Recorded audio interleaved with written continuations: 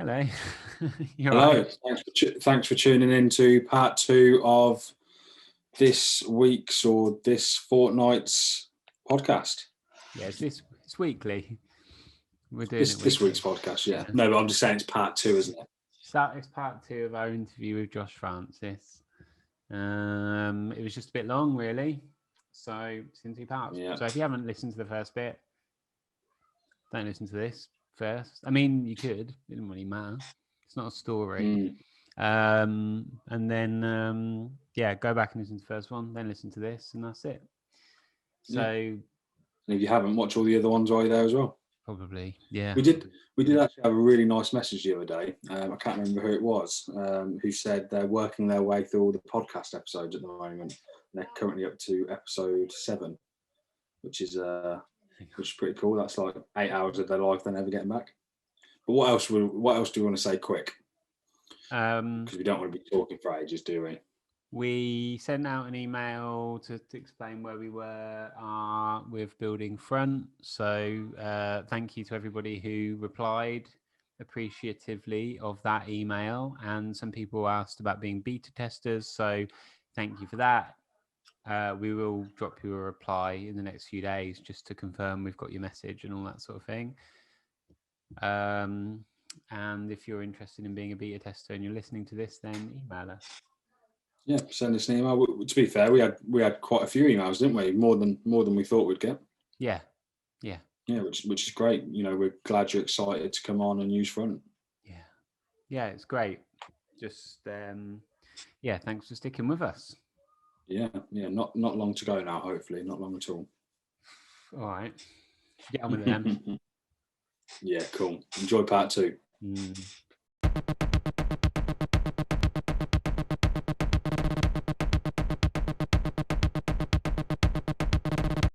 My dad's an amazing drawer.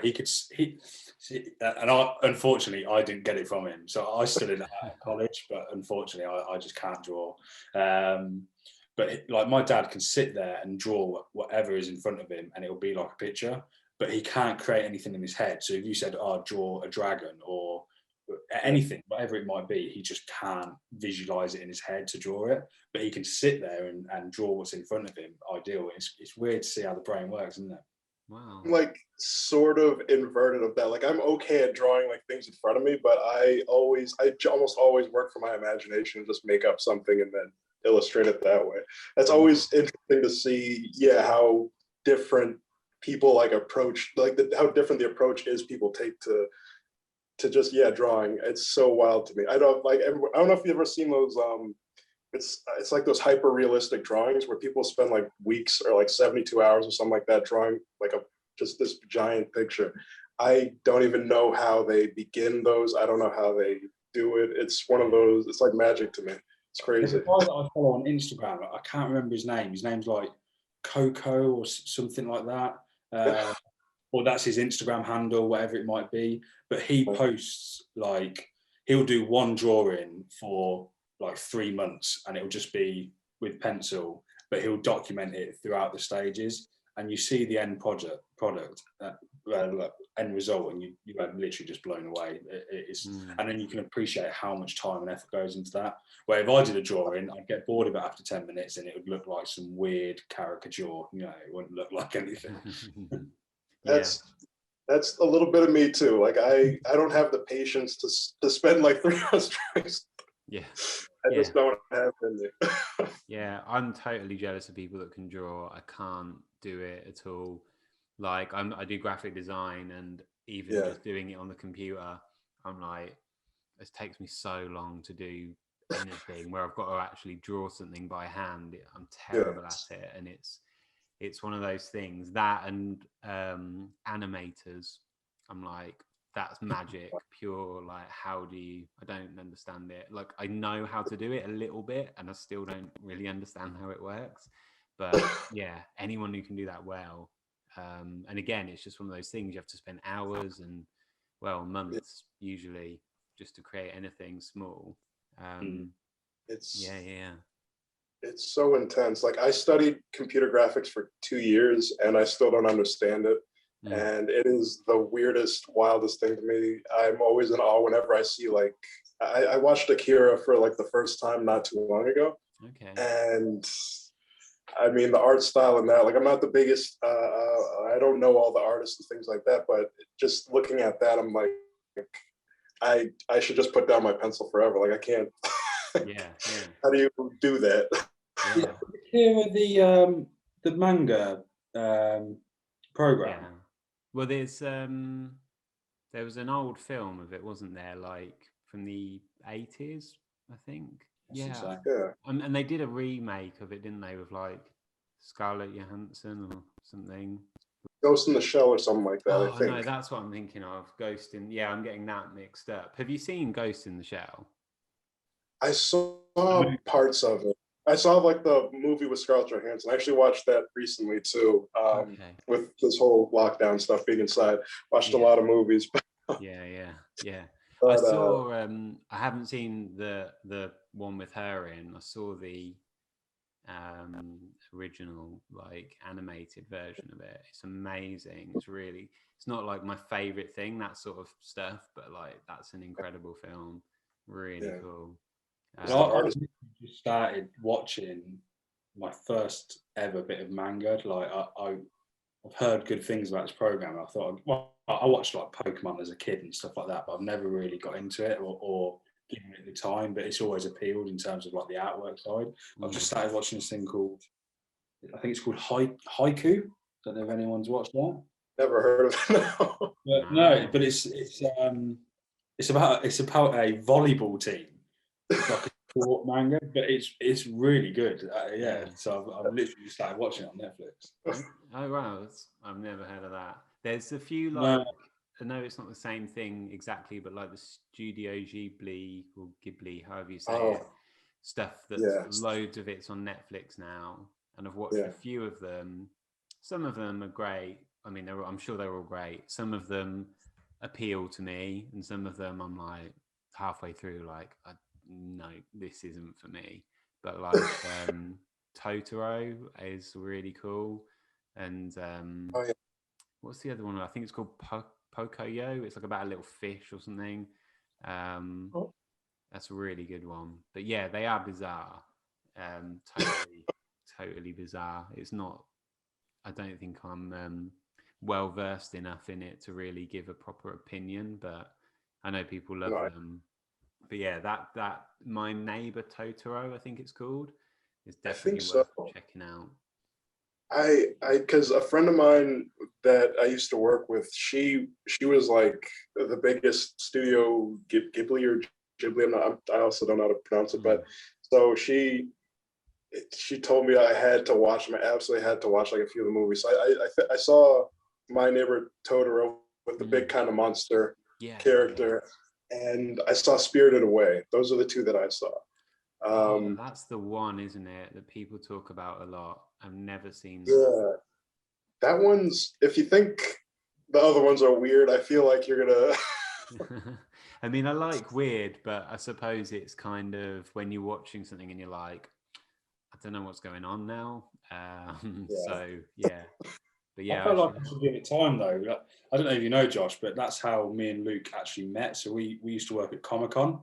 So yeah, that's how we met, like at the shows, and like we'd help set up the shows and sell the spaces, blah blah blah. But then you see like crazy diehard fans for all these kind of independent or whatever it might be, and then you don't really chance yourself sometimes. So yeah, that's been a goal of mine. Yeah, that's so cool. Yeah, I think seeing some of the fans, maybe I shouldn't say this, but seeing some of the fans kind of put me off a little bit because they could be quite annoying, a lot of the people that came to those shows. There was certainly some difficult. Well, that's probably because we'd already been there 4 days setting up and we'd running on 2 hours sleep. But yeah, it was quite a time.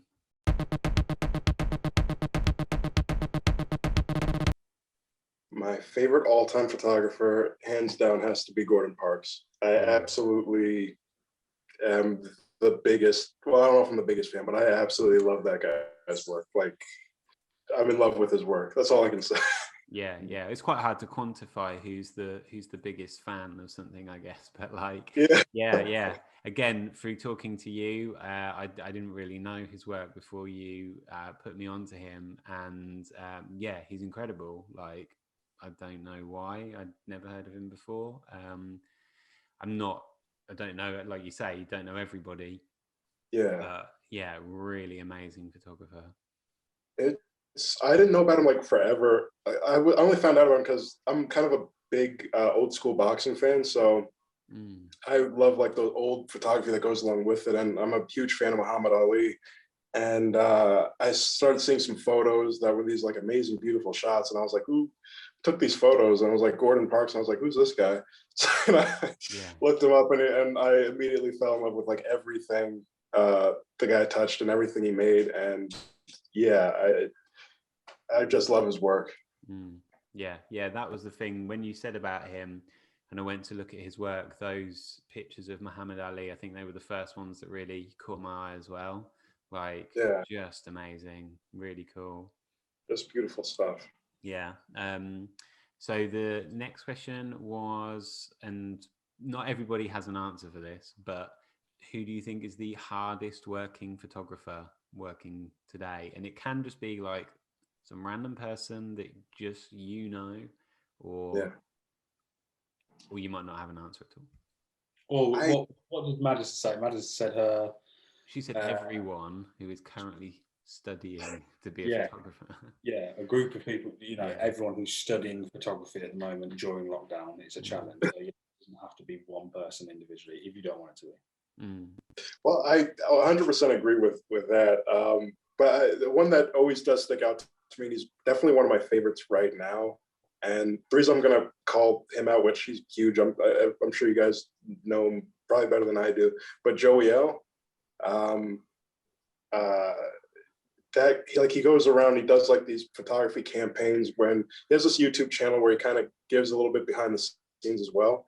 And just the production behind it, he might be like in the middle of a jungle, and the amount of work and things they bring out, lighting equipment, smoke machines, all these cameras, there's so many things that need to go right for this photo. And I'm sure there's a lot of photographers like that, but something about his work just kind of speaks to me, and it makes me feel also terrible. He's like, I think a couple years older than me, and he's just the dude's so talented. But yeah, just I have a deep appreciation for sort of that going to far and away lands from where you're from and capturing, especially in this very elegant way, a bit of their culture, and just sharing it in this very clean and natural way where there's no agenda behind it. There's no, hey, look at this, isn't it so interesting? It's just, here's this beautiful thing and look at it. And there's something that's sort of sweet about that to me, that again, like, not to take away from anybody else, a lot of people are putting in a lot of work, probably a lot more than he is, but he always sticks out in my mind whenever I think of like very hardworking and just that kind of process that goes in creating a beautiful image. Okay, wow. I will be honest, I've not heard of. I'll put it in there and check out some stuff.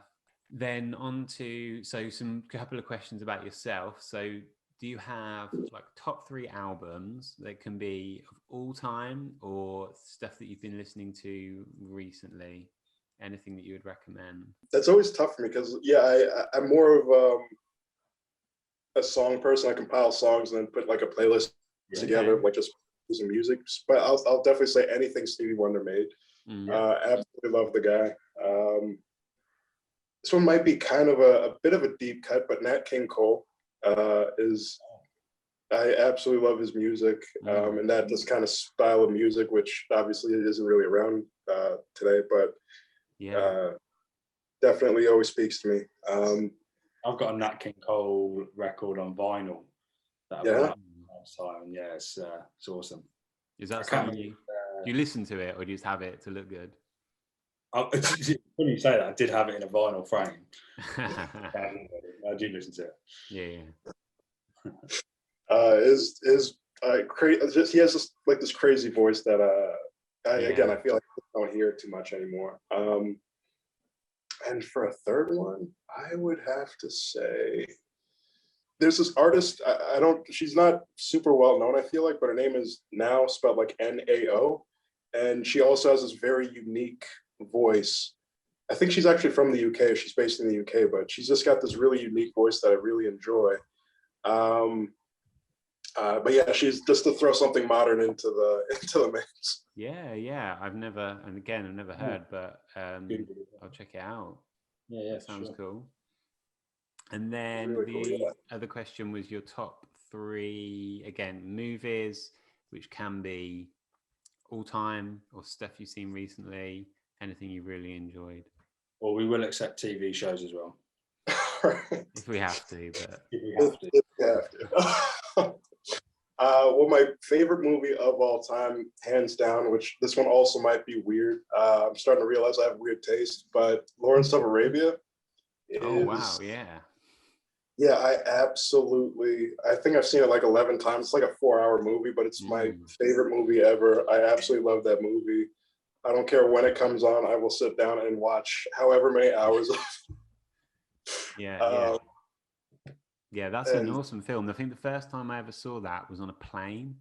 I was like on a really long plane journey, and it was one of the options that you could pick to watch.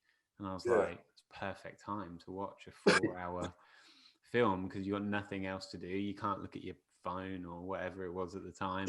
So yeah, that's a really. The other one have you ever seen Spartacus?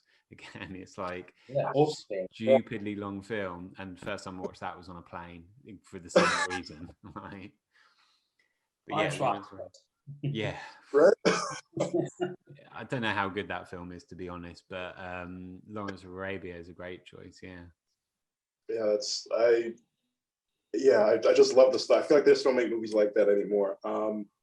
Definitely got to check out Spartacus. I've been wanting to watch that. But another movie is Moonlight, which came out, I think, what was that, like 4 or 5 years ago now? Yeah, Barry Jenkins, wasn't it? Yeah, it was like 2-3, because was that the film that it won an Oscar, but when they read the name of it out, they said the wrong film or something.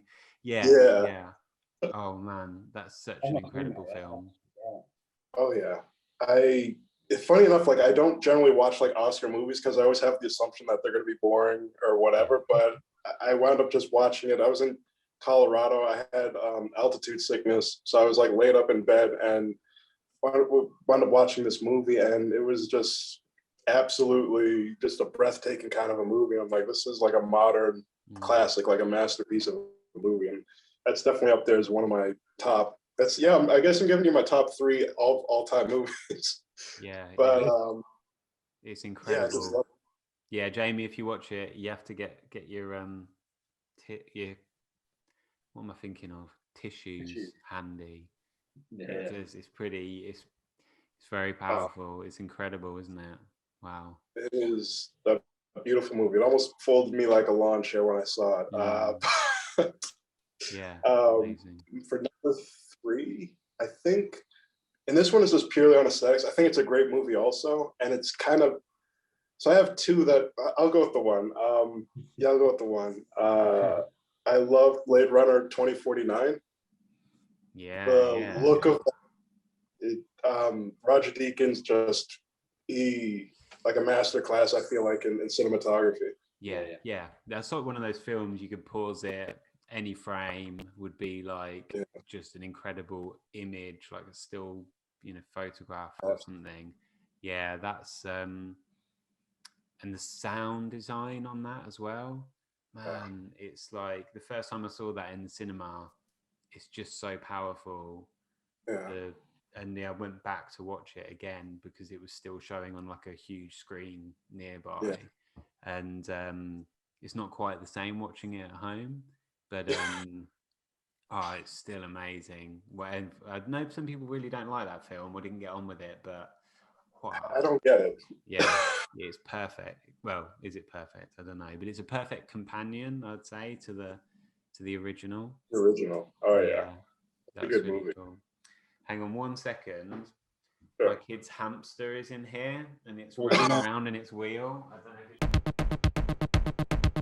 if But yeah, also, yeah, just to say about like talking about gear, it's like a weird thing that I'm like, I don't really like gear in general, if I had to go one way or the other, but I would happily get my camera and be like, this is my camera, look at it, it's cool. Like, and like I've got loads of like cheap little film cameras and stuff, and I love them, but like, yeah, it's that kind of weird dichotomy between like hating talking about gear, or like I don't tend to watch YouTube gear reviews or anything. I like talking to people about their specific, like, this is my camera and this is why I love it and that sort of thing. But for sure, well, that personal touch to it. Yeah. Well, that's a question for you, Josh. So I don't know if you guys have watched it, but the new Matt Day video you put out the other day, it was like 3 things that you should carry as a photographer at all times, regardless of what level you're at. And I didn't have any of them. One was like a box that you can just use to sit on, put stuff on, whatever it might be. One was like a tripod that it can hold all the different kind of lights. And I've got a tripod, but not like this industrial one. And then there's like a suitcase. But you travel around a lot, Josh. So do you have like a camera case that you will use, or is it just a case of throwing something in your bag and padding it with your hoodie? So it kind of depends. So like if I'm if I'm traveling, when I traveled from California like to Florida, I have like this it's not a Pelican case, but it's like a Pelican case, and kind of load all my gear up in there, and I travel with that. So if I'm gonna go do a shoot where I know I'm gonna need a lot of stuff, I'll use like a case and kind of bring that with me. I don't bring a stool with me. I guess I'm not a very good photographer like that. But yeah, I bring a tripod, but I kind of go based off of, especially these days, I'm a lot more minimal. So I find that I use maybe 2 lenses primarily, and I'll go with the 50 or the 35, or I might go with the 20, or I might go with the 85 or 135. But I'll generally bring like 2 lenses, and I kind of make myself work with whatever those 2 lenses are. So whatever the situation shows up, even if it's a portrait and I have my 20mm lens and they want headshots, figuring out a way to utilize that 20mm lens to kind of make something interesting, something dynamic and unique to this person. When I used to shoot Fujifilm, I had the 16 1.4, which is still to this day one of my favorite lenses of all time. Okay. And I would like go around taking portraits with this 24mm equivalent lens and doing headshots and just getting these kind of interesting and dynamic sort of views that generally you don't use a wider lens for. So when I travel around, I kind of force myself to bring like a minimal amount of things. So even with this trip here, I brought this camera and my 50mm on my Nikon, and whatever falls within that is what falls within that kind of a deal. That's cool, because you don't overthink it too much. You just kind of work with what you've got, and then it allows you to be as creative as possible, right? And that was sort of like the issues. I would bring like everything with me, and I was trying to think like, okay, what do I need? And I was like, oh, I'll just bring everything. So I have all this stuff, and traveling is annoying at times, especially when you have like a bunch of gear. And there's nothing worse than when I show up to the shoot, which I had one in December. Funny enough, I went up north, up to Rhode Island and Massachusetts, and I had all these lenses and stuff like that. And I wound up just using like 2 lenses, and I had to lug around all this weight, this extra weight for no reason. I'm just like, why? And that's why, actually, funny enough, the reason why I'm planning on switching back to Fujifilm is I don't need a full frame camera. I don't need all these crazy lenses. I don't need all this extra gear. I'm a very slow, methodical photographer. So why don't I just bring what I need, kind of a mentality, I guess. So so the first one, underrated or overrated, is, what is it? Cinestill. I think it's a little overrated. I like Cinestill. I think it produces beautiful images, but the way people talk about it, it always sounds like it's like the last film that should ever be used. And it's just like, well, it's nice, but under very specific circumstances is where it really shines, I feel like. Yeah. So it's, you know, it's cool, but I don't know. I never got overly excited for Cinestill film personally. Yeah. Well, the first time I used it, well, the first time I bought it, it sat in my fridge for ages because I was like, I'm too scared to use it. It's so like, Yeah. but it's so expensive, and you know, I've got to wait for the most perfect moment that I'm going to go out and use this film. And eventually, I just went out and one evening and shot it, and it was like, yeah, cool. But there's a million other like, well, there's not, but there's a handful of other tungsten films out there that don't do the red palation that it does. But yeah, it certainly has a mythic almost quality, or it's certainly talked about mythically. But And that's kind of like the issue that I guess I kind of have with it, like that aspect of where it's so, because I would love to use it as well, but when it's become so much more than what it is, there's that fear into like actually using it, and you have having to find that right moment in that specific location and that perfect time to shoot however many frames, you know, you have with it. And it's just like, at least for myself, like part of the joy of photography is the joy of taking photos and sometimes taking a bad shot and being okay with that. Like if I have a roll of Cinestill, it's like no shot can be a bad shot. Every shot has to be the most perfect shot. Yeah. Cool. So so the next one is Leica, but with a caveat. Have you ever used one? Leica, I have never used the Leica. I actually, funny enough, got to play with the Leica Q2 at a camera store yesterday. That was my first time ever even holding anything Leica. I think it is significantly overrated. That being said, I still want one. Yeah. I feel like that's everyone's answer. Yeah. Deep down. Yeah, I think after you've used one, like I've done the same thing. I used one in a store and was like, wow, it's amazing. It wasn't a Q2, it was an M10, and was just like, I really want one now. I saw the Q2 in like a window of a shop, but the shop was closed. But it does look cool. But is that the one that shoots only in black and white, or is that the? They have the Q2 monochrome. Right. I okay. Think. Yeah. And so it's not quite the same. I've always wanted to try an M10 also, and I don't know if you guys know this photographer Danny Bly. I speak to him from time to time. I'll send you his information. He's another amazing photographer and like documenting his life and whatnot. But I've been talking with him from time to time, and he's trying to convince me to like get a Leica camera. I absolutely do want one, and I'm tempted to go for the Leica Q, the older one. But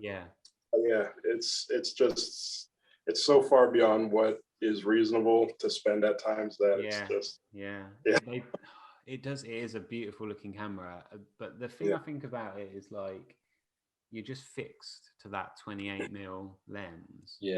And do you want a camera that costs that much money that you can't change the lens on? I don't know. It's even if you never bought, too scared to use.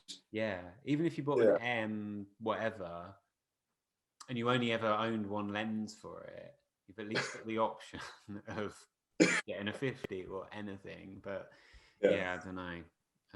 It is beautiful though. Okay, so then the last one is double exposures. Double exposures. I think they're rated properly, funny enough. Good answer. I love double exposures, but I also think sometimes it can be overdone. And it's not always necessary. And sometimes it just doesn't work. I was watching this YouTube video of, I can't remember his name, Thomas Hubble or Hubble. But he was talking about, he's doing this documentary, he's documenting the South End, I think it's in London. I obviously don't know too much about the cities and towns there. But yeah, he had this beautiful double exposure, which I guess happened by accident, but it wound up coming out really beautiful and it looked amazing. And it really helped. I think it added to his story quite a bit. but I've seen people where they just have it and they just do it, and just because like, hey, I can do it double exposure too, and it's just like, well, okay, Well done, mate. Yeah.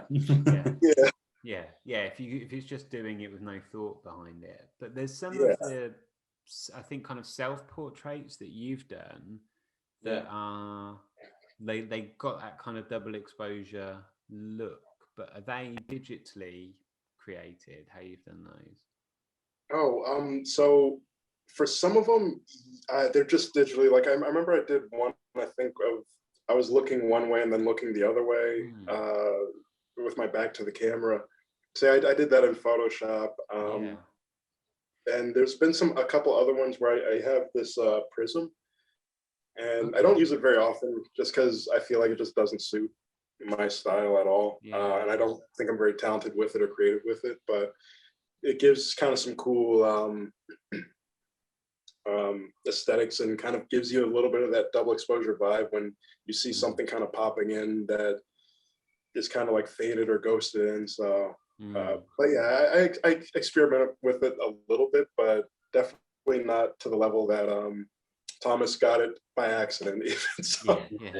Yeah. I wanted to ask you about the kind of self-portraits, because I know you've done a lot more kind of recently with that. Is that fair to say? But is that because of kind of like lockdown or restrictions, blah blah blah, that kind of thing? Is it made you want to kind of experiment without having, you know, the option to be able to go out as freely as you normally would?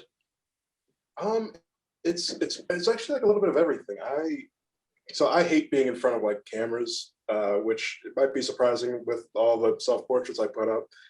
But like even doing this podcast, like I was a little bit nervous beforehand, because again, like I don't generally get on camera and speak. I'm not an in front of the camera kind of guy, so I was like a little bit nervous. You're a lot better looking than us two, mate, so I won't worry about that.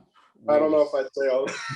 Oh man, we were so nervous to start doing it, and still always feel really uncomfortable, and I have to edit them, which is it's even harder. I guess I feel the most bad for you then. You gotta. We get airbrushed. My double chin gets edited out. Well, if you guys you can fill in my beard a little bit more, make it look a little nicer.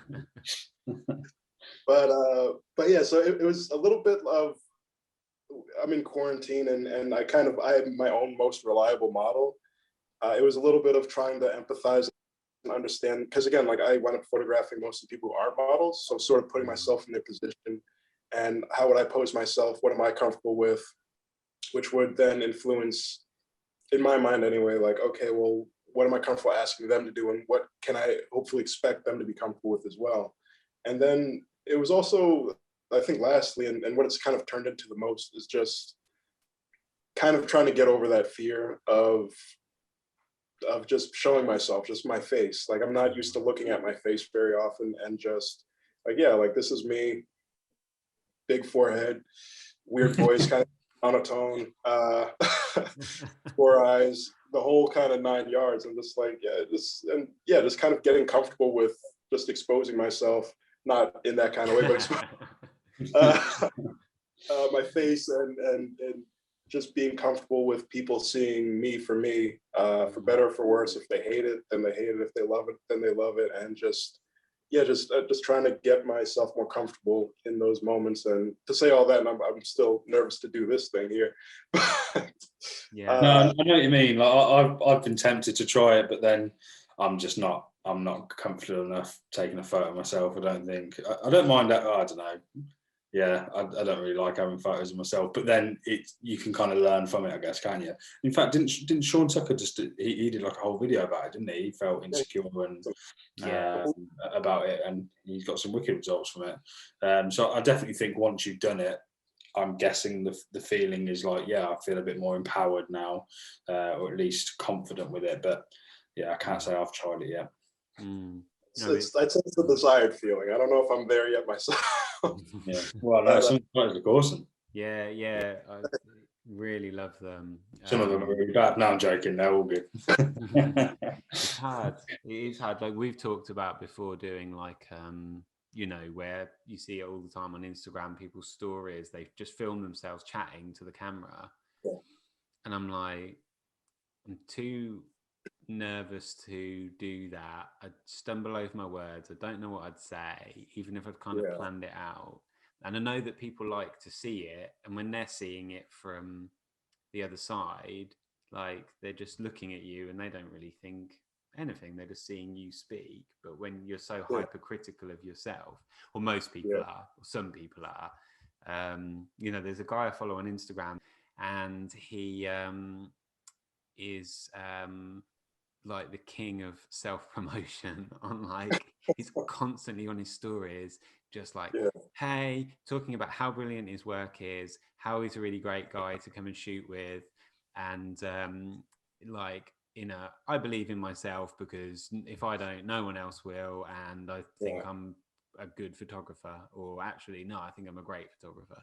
And I'm like, wow, that's a bold thing to do. He is a good photographer, but man, it's I don't know if that's like a particularly American. He's American. Is that an American trait? Maybe more so than an English one. But obviously, you're American, so not everyone's the same, I guess.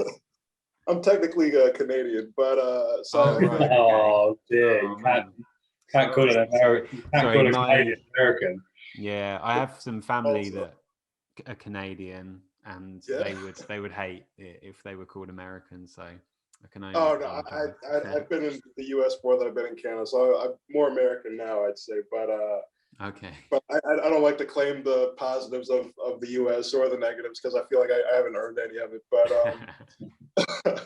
but I think it's funny. I had a friend of mine to kind of like go into the idea of like what you're talking about with how you think so much about yourself and you're so close to it. And it's funny how we can like logically we know that to be true, but when we're in the moment, there's still that fear and that like, oh, what are people gonna think? And I was driving a friend of mine home this one night, and he was telling me how when he walks into a room, he feels that there's this expectation that he has to be the best and he has to be the highest performer and he has to, you know, kind of come in and dominate almost.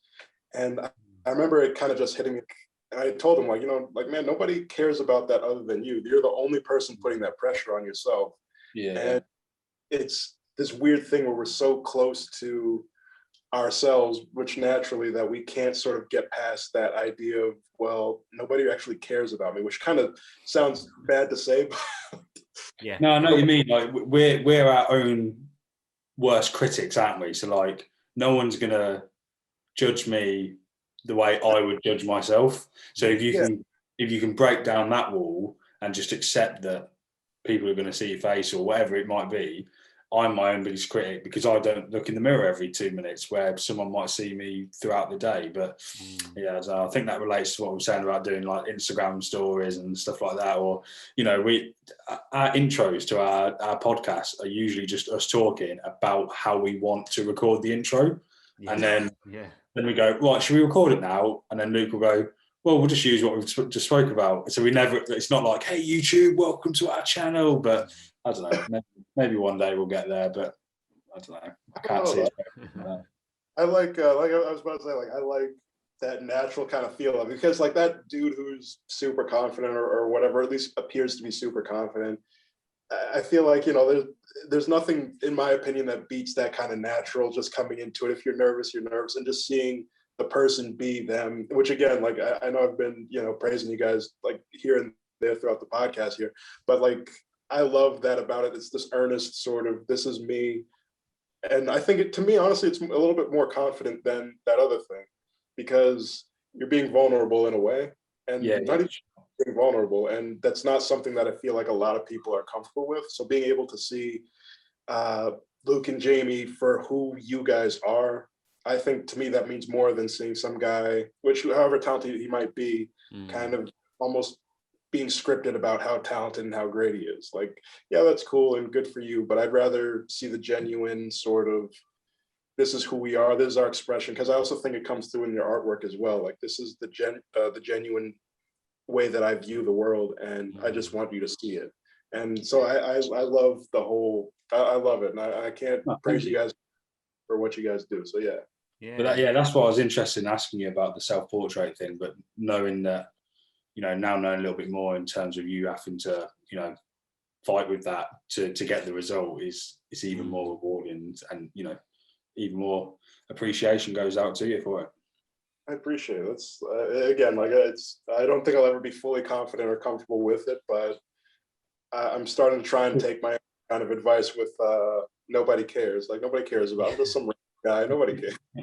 Yeah. It's a similar thing with talking to. I think I talked to you about it before, Jamie. But like, I've talked to a few people about it who go, "Oh, I'm going to go and delete all my old photos on Instagram because I just want my new work to be up there." And I always just think, like, no one cares. No one's going to scroll back through your feed. And I like looking back through my old photos and either seeing how I've progressed or looking back at old ones and going, that was a good photo. And everything I'm doing at the moment is rubbish. Like, I'm glad I kept all these ones. But yeah, I just think you should just leave them all there. And I've said it before, like, use it as a scrapbook, and you'll see in 10 years time, you'll look back at it and be like, wow, look at that. You'd never remember it. You've got all your photos on a hard drive or something, but you're never realistically going to go back through all of them. So it's quite a nice place to kind of have that kind of document almost. And yeah, very few people are going to your profile and going and like scrolling back through thousands or however many pictures. But normally when we get to the end of the podcast, we normally ask if there's anyone or anything you want to give a shout out, any projects you're working on at the moment, a leaving note of inspiration, whatever it might be. Is there anything that you want to say? I would love to give a note of inspiration, but I also fumble on my words, so I'm not going to pretend like I'm like I would be good at that. But I think, just enjoy creating art and enjoy creating beautiful things. I've always been a fan of it. I've always been a fan of taking it in, and there's so many talented people out there that don't know just how talented and don't know the kind of beauty that they can create. And just keep creating beautiful things and don't be afraid to try.